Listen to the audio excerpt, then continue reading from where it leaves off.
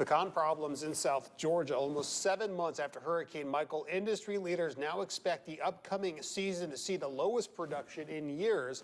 They say the hurricane wiped out about half of last year's harvest. And as Emma Wheeler explains, farmers are still seeing damage to their crop. This is a pretty young orchard. The trees here are only about 8 years old. Now, luckily, experts say these young trees are pretty resilient and didn't experience much damage from the hurricane. But older orchards across the state were left devastated. Now, industry leaders are expecting crop production this year to be the lowest in almost a decade. Shells still on the ground, a crop fighting to recover. This is an unprecedented event that has devastated the state of Georgia.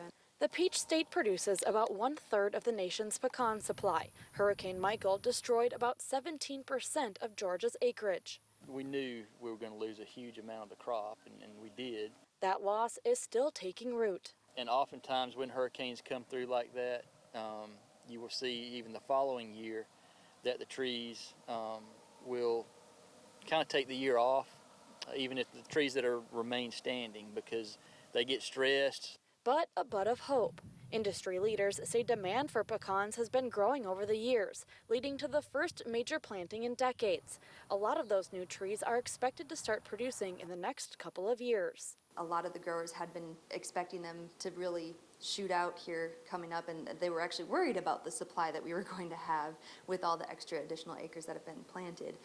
However, it looks like they might be saving us. Now, even amid a slow season, a farmer's optimism, still hoping for a bright future.